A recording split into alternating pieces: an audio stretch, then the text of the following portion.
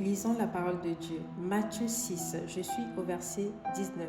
Ne vous amassez pas des trésors sur la terre, où la teigne et la rouille détruisent et où les voleurs percent et dérobent.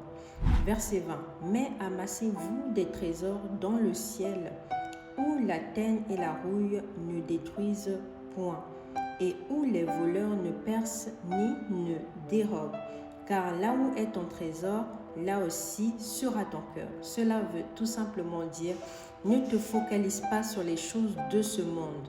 Focalise-toi sur les choses spirituelles et qui sont éternelles. Alléluia. Focalise-toi sur les choses spirituelles et qui sont éternelles. Lorsque tu aides une personne, tu as une récompense là-haut dans les cieux. Amen. Lorsque tu fais les choses spirituelles, tu aides une personne, tu apportes de l'aide à une personne qui est dans le besoin. Tu vas t'occuper des orphelins.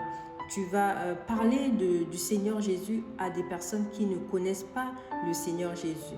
Tout ça, c'est des trésors que tu t'amasses au ciel. Amen. Il y a aussi des trésors que tu peux t'amasser sur la terre, mais ce n'est pas ça qui va te bénir forcément. Amen. Parce que les choses de la terre restent sur la terre.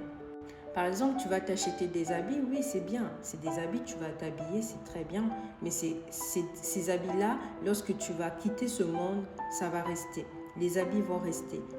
Tout ce qui est matériel, ça reste. Tu as beaucoup d'argent, tu mises ton argent que sur tu achètes des parfums de luxe. Je n'ai pas dit que c'est mauvais forcément, mais c'est des choses éphémères, c'est des choses de la terre en fait. C'est des choses qui restent sur la terre. L'objectif pour lequel tu dois te focaliser, c'est ce qui est éternel. C'est-à-dire, premièrement, avant de penser à toutes ces choses-là, avant de penser à toutes ces choses charnelles, pose-toi d'abord la question, si tu meurs, où est-ce que ton âme va? C'est la première question que toute personne devrait se poser. Toute personne, qui que tu sois, tu dois te poser la question. Aujourd'hui, si Dieu me rappelle, parce que la mort, ce n'est pas que pour les autres. La mort, tout le monde va y passer. Amen. La mort, tout le monde va y passer. Peut-être que tu ne vas pas dire Amen, mais c'est une réalité.